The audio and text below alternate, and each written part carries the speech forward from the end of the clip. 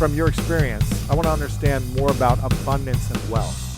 From working with some of the biggest leaders in the world, from your experience, does wealth tend to come with more negative emotions or positive emotions for the people that you interact with? I don't think wealth comes from emotions.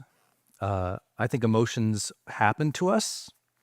And, in the science of emotions, they're automatic, they're physical, they're impulsive, they're a reaction. Like an emotion comes up inside of you, right? And science shows they kind of dispel maybe in 90 seconds, maybe 3 minutes if they're really severe, but they kind of come in. You didn't know they were coming in. Emotions kind of happen. Feelings are different. Feelings are the meanings you give to emotions and stories. And so you get ongoing feelings. And I think wealth is a lot attached to ongoing feelings. It's like my ongoing feeling about myself, not just the emotion I had, because scarcity isn't an emotion.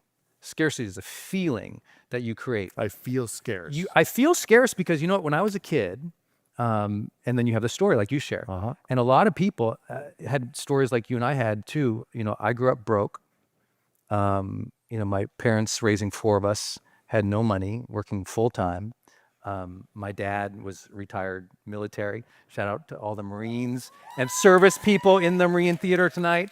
My mom, immigrant to the country, they barely made it between the two of them. I have no idea. They were always fighting and struggling. It was difficult for them too. And the challenge that I grew up with, and maybe you did too, is I grew up with a survival mindset.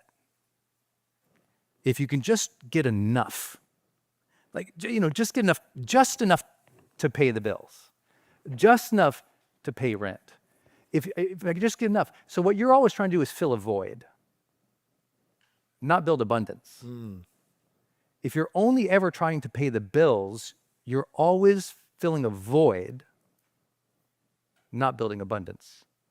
It takes a while to figure that out. And a lot of wealthy people I work with, they kind of figure that out at some point. They're like, I wanted to go beyond survival because I wanted to do something different. And what that different is different for everybody, right? I wanted to give, I wanted to serve like you. Like it was give, it was service, it was build. Other people, it was like, you know what? I didn't want to be like them. I wanted to change. I wanted to be that different person, that one person in the generation that turned it around. But at some point along the way, they understood their feelings about money.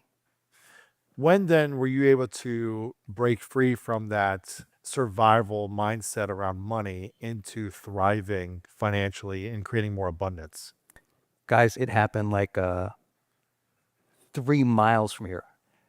3 miles from here. I went broke in the Mission District. Okay. So this is a true story. I had a good job and I quit it because I want to become a writer. Like Lewis, I want to write a book. I wrote about the same age too. And I wrote that book. I quickly put it out and I did what most writers do. I went really broke. You're already not doing great where I was living at the time, but then I went really broke. And there was probably 2 or 3 years I was faking being a writer. I was looking in San Francisco, all the famous places the writers went, all the cafes in this town, the big name writers, and I would go there and I'd order a croissant and I'd get a green tea and I'd sit where the famous people sat in those cafes. And I look around, everyone has laptops and they're all typing and drinking their coffee. And I was like, I'm here, I'm doing it. And then I just kind of ADD myself throughout the day, week after week. I am not motivated. So I'd walk around, I'd go to Fort Mason, I'd go to the Golden Gate. I'm looking for inspiration. I'm going to find inspiration in San Francisco and I'm going to write this book. This goes on week after week, month after month. I can no longer afford my rent. So now I go and live on some friends' couches, then on some friends' floors. And then I have to make the decision, do I go back to where I'm from Montana, and go live with my parents? Or do I move in with my then girlfriend? And somehow she had so much grace, she let me move in. She was paying for all the groceries. She would go and work so hard every day. And knowing that I was at home writing this book, this great book I'm going to write, I'm going to make it with this book. And you weren't making any money at the time. No money. And I had a laptop that I borrowed, and I had my mom's fold-out little stool where I was writing, and I was writing next to the bed because the apartment was tiny. She was in the marina, so tinier apartment, but she's in the marina, she was doing much better than I was, paying for the groceries. And so I'm writing next to the bed, and all of my journals, my books, my vision boards, my research, my papers, my bills are on the bed. And she'd go to work, she'd come home, and usually I'd, get everything organized, clean it up. And then one day she comes home, and I was kind of working a line, so I'm still typing, and we have dinner, I come back, I'm typing. She comes in to go to bed that night, and I hadn't cleared off the bed.